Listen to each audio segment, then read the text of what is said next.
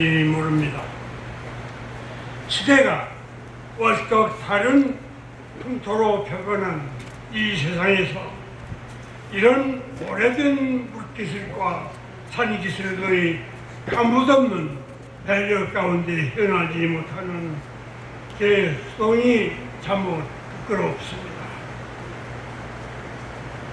하필 태어난 것도 딱한 식민지 두메 마을이었고 아직껏 조선 후기 그대로의 백성 노릇 그대로인 죄이며 태어난 철도 고르고 골라서 음력 6월 10일 복도의 복판이었습니다. 일제 강점기 말 전시체제의 조선 농촌은 오직 착취의 현장이었으므로 추수 뒤 곧장 사냐의 대부분은 굶는 공간이었습니다. 농사지은 곡식은 전시 공출로 다 사가 만주에서 실어온 썩은 옥수수 배급으로 연명하느라고 싱그러워야 할 마을 처녀들의 얼굴은 버짐투성이었죠. 이런 절대 빈곤 속에서 어머니는 가족의 물질적인 동력이었습니다. 아버지는 술 한 모금도 마시지 않는 성실한 농부였으나 결의 형제의 우애로 부정을 섰다가 중농 수준의 농기를 다 잃었습니다. 어머니가 말없는 현실이는 아버지는 꿈이었습니다. 아버지는 보름달이 솟아오르면 맨발로 마당에 내려가 달빛에 휘감겨 너울너울 학춤, 황새춤, 나가리춤을 추셨습니다. 어릴 적 이 작은 이와 같은 아버지의 무중력 흥과 신명 한 가닥이 나에게도 빗줄로 이어져서 내 시의 축주로 알박했는지 모르겠습니다. 이런 생애의 전생과 달리 풍운의 후반생이 뒤늦게나마 아내의 은총으로 승화두기에 이르는 것이 어제 오늘의 내 삶입니다. 한두 번 그동안 밝힌 바거니와 지난날의 나로는 아마도 1980년대 후반쯤 세상을 다했을 것입니다. 4번 이상의 미수로 그친 생명 포기 행위 말고 나의 긴 허무와 전시의 두신 행위마다 늘어붙었던 필생의 자살 중독 말고도 그렇습니다. 그토록 몸을 적박하게 학대하고 그토록 취생농사에 일에 빠져 있었으므로 어릴 때로부터의 약체 체질로는 그 이상은 견뎌내지 못했을 것입니다. 여기에다 거의 주기적으로 간헐적으로 받쳐가는 죽음의 유혹은 내 일생이나 비상에서 가장 맹렬했습니다. 죽음이 삶의 이유였죠. 저 50년대 6.25의 여름과 가을 온통 전선의 고치전 희생과 그다지 차이 없는 그런 고향의 좌우 보복 학살은 두뇌의 아둔한 순정밖에 없는 내 10대 후반의 미성년을 근원적으로 파괴했습니다.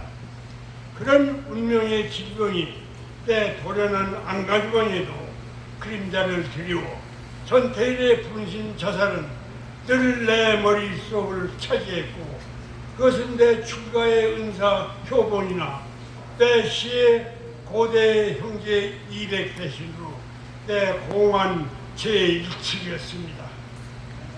나의 70년대 역사의식은 또 다른 역사의 폭발인 1980년 광주 항쟁과 연결되어 대란 음모 사건으로 삶의 극관상하게 파묻힙니다. 결국 모두 함정되면서 그 뒤 2년 사이에 때리는 음모자들은 하나하나 죽여가면 됩니다. 나는 두 발이 둥둥 뜬 듯한 공허로 배우교도소 백만 감방생활 2년을 마치고 나왔습니다. 얼마 뒤 이영희 형을 만나 그의 권유로 다시 소주잔을 들기 시작하고 바로 그 술자리에 한 새벽에 이영희와 나는 취중 결영결을 하게 됩니다. 그 뒤로 아내와의 결혼은 신학자 안병무 박영석 부부의 수유리 집의 마당에서 양가 가족이 참여한 가운데 이영희의 진행으로 줄에 함석한 축도 문재린 목사, 축사 안병무 백라찬, 이문영, 축시 문익환 순으로 이어졌고 그 후 나의 안정시대를 열게 됩니다.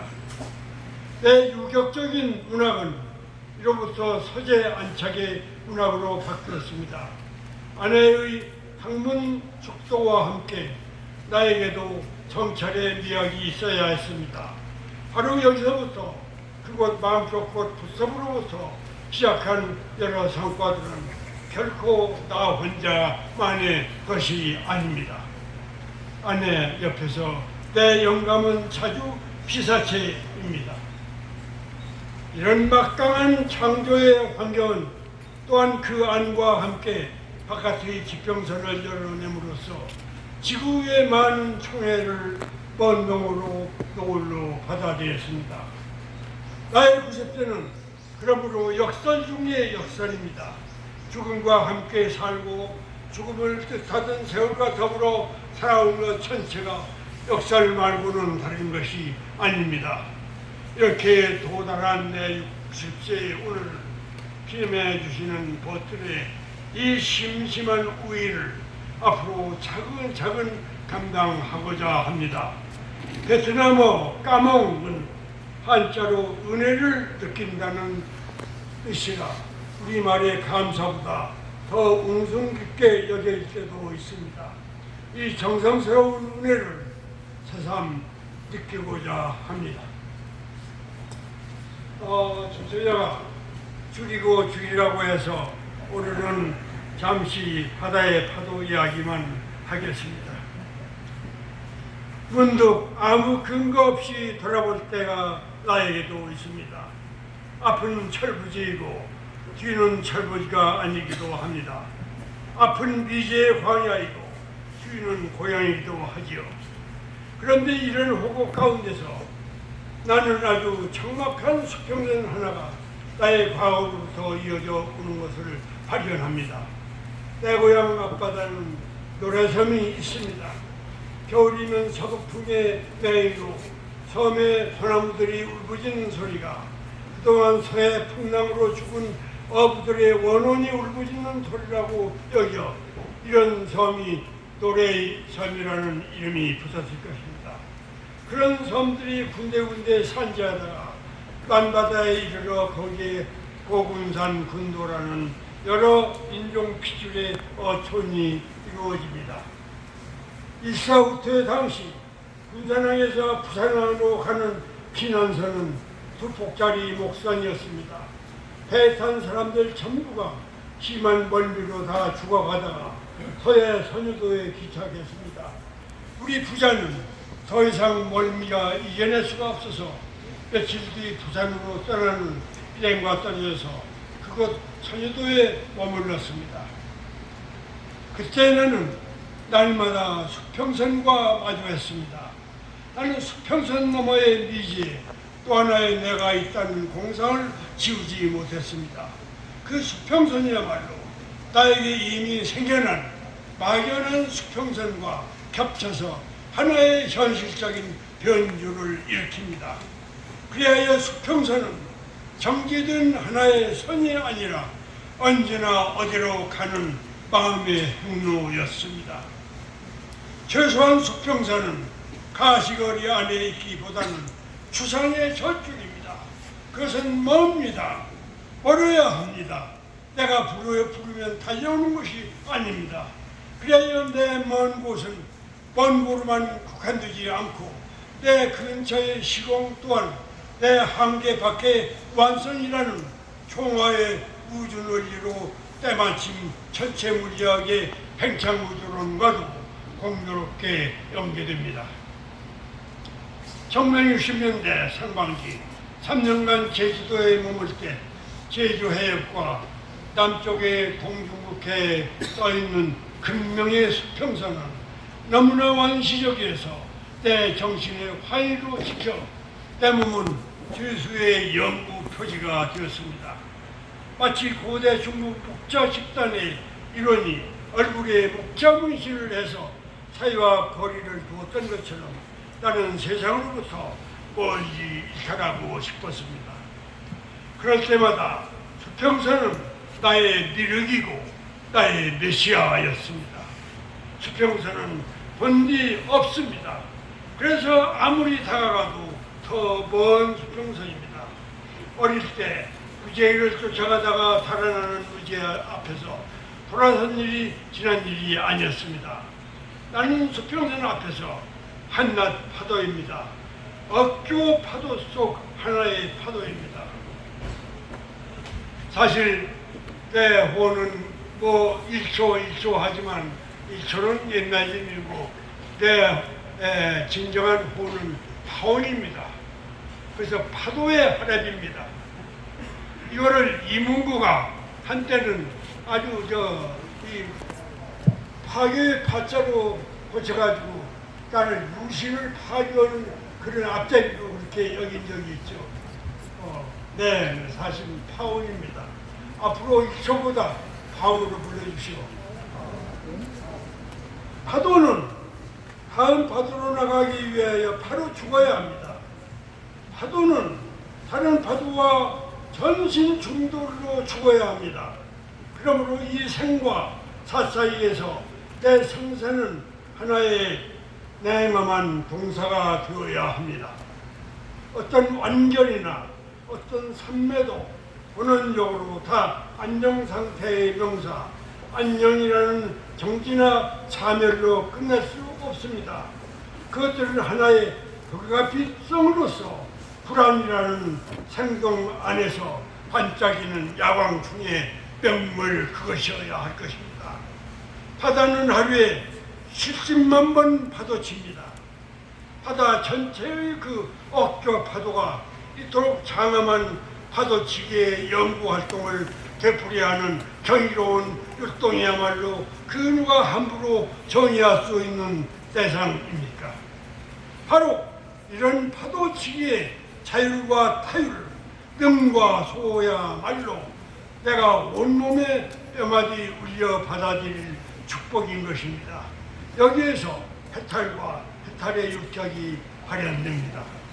제주도 시절 아직 의무교육이 없던 때 나는 대안학교엔 고등고민학교를 열어서 교장 겸 국어교사, 미술교사로 일했는데 밤과 후나 새벽에 나는 별도봉 북쪽 절벽 쪽으로 갑니다.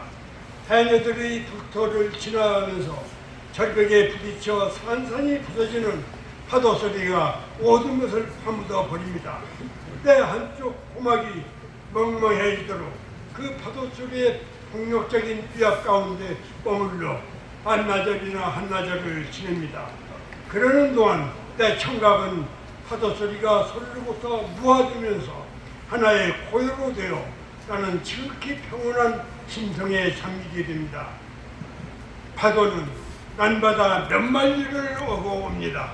그것은 파도로 오고 거대한 파도 집단으로 또 수면 위와 수면 밑으로 옵니다. 제주도 서귀포 앞바다는 거대한 서태평양의 흑조가 황해의 현악탄 그리고 저 아래 류큐 반도의 밑으로 공룡의 태풍과 더불어 하늘과 하늘 아래의 교양을 이루어내지요. 그 해류의 야망 넘치는 힘과 바다 위를 가득 채운 파도 각각의 힘이 본연한 유용으로 바닷가 오래사불이나 벼랑에 이르러 하나하나 순교하고 순회하는 파동의 일생을 마친 것입니다. 그 마지막으로 부서져 포말이 되고 많은 파도의 옥수야말로 절유이고 포교합니다. 그 무엇이 있도록 온몸 내던진 활성으로 일생을 완료할 수 있겠습니까? 나는 10여 년 전 저 포르투갈 나자레에 가서 세계에서 가장 높은 24m 파고가 온다는 한가에도 서본 적이 있습니다. 지상의 여러 구조와 대소 규모 이상으로 해저의 협곡과 여러 산맥들의 웅장한 지대로 파도의 운명을 만들어지며 동시에 북대서양을 건너온 공중의 풍향이 그 파도의 운명을 이끌어가는 극적인 대자연의 행위 앞에서 인간은 한갓 길가의 파란포기일 뿐입니다. 제주도 3년은 파도와 파도 저쪽의 극약 같은 수평선이 내 정신을 극지화시켜주는 시간이었습니다. 파도가 닿아와서 전혀 필요한 계획도 없이 격렬한 기세로 별도봉 수십 탄에 부딪히며 온몸을 파쇄하는 그 죽음이야말로 이 세상에서 가장 위대한 완료였습니다. 그 파도의 죽음은 바로 다음에 파도의 죽음으로 이어집니다. 이 같은 영구지속의 무의의 위는 좀 더 살펴보면 능동과 수동이 동시에 작용하는 것임을 알게 됩니다.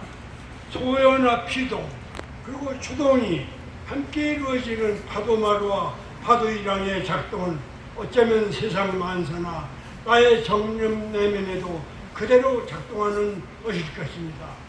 돌이켜보면 10대 초반의 선유도 수평선이래 내 등단시 봄밤의 말씀에 파도해 시리아의 타우름이나 앞수평선 저 아테네 턱밑 추리온 곳에서 바라본 수평선 잉글랜드 땅끝 마을의 북대서양 수평선 보르도 해안의 수평선 북아프리카 알렉산드리아의 수평선 남아프리카 시망봉 남극 수평선 그리고 세월호의 기탄의 수평선 이 수평선들은 민족과 세계 그리고 나 자신이 깊은 멍든 혼으로 하여금 가진 고뇌가 빚은 한편의 가라기기를 마다하지 않습니다. 산중의 젊은 날 누군가가 나에게 휴유상인이라고 불렀다가 내 반격에 무식한 적이 있습니다. 그때 나는 부장신속이라 방아척도 차 마시는 초유의 고요도 다 쫓아버렸다고 인수했던 것입니다. 지금도 나는 높은 풍요로서의 휴식은 내 몫이 아닙니다. 나태와 조급은 나에게는 한 가지입니다. 나는 그냥 눈뜨고 보아야 하고 한쪽 인조 고막으로 들어야 하고 무엇보다 심센 혀로 세상을 맛보아야 합니다. 물도 불도 멈추지 않습니다. 감히 나도 물의 상류와 하류 사이에 쉬지 못하는 중류에 내 심신을 실어서 떠내려갑니다. 이 떠내려가는 피동이 흘러가는 능동이 되고 있습니다. 아니 하늘조차 절대가 아니라 내 현실이 되어야 합니다. 나는 한 시인이며 세계에서 가장 할 일이 많이 남아있는 한 나라를 조국으로 삼고 있는 국민입니다. 그러나 나는 어떤 제약으로부터도 벗어나는 나그네로서의 실존으로서 내 안광납지의 곳이 어디인지 모르겠습니다. 내 백일몽으로는 내 묘지가 태평양이거나 금성쯤이면 얼마나 좋을지 모르겠습니다. 오늘 헌정받은 이 문집을 간행하기 위해서 여러 달 노심초사했던 편찬위원, 아까 여러분들 김학민 인민대학황대관 홍익선 여러분들 노고에 또 몇십 년 동안 함께 나눈 시로 애락수 끝에 내 노선을 이루어주는 이런 버틀의 이 동행의 우위에 또 밤새워 허무의 꽃을 쪄낸 이정철 형에게 그리고 아무 대가 없이 이 헌정문집의 출판을 맡아준 50년 우정의 김영준 형에게 그리고 이 잔치 비용을 다 감당한 이 자리에 있으나 이름을 밝히지 말아달라고 하는 언어의 뜻깊은 보색에 그리고 있으시는 장소를 기꺼이 내주신 양관 선생님께, 그리고 무엇보다도 이 문집을 위하여 글을 쓰고 그림을 그리고 정각을 하고 글씨를 쓴 국내의 시인, 작가, 예술가들께 두 번으로는 모자라 여러 번 절을 올리겠습니다. 끝으로 나의 삶을 이끌어준 아내 이성아에게 한없이 귀합니다. 여러분 감사합니다.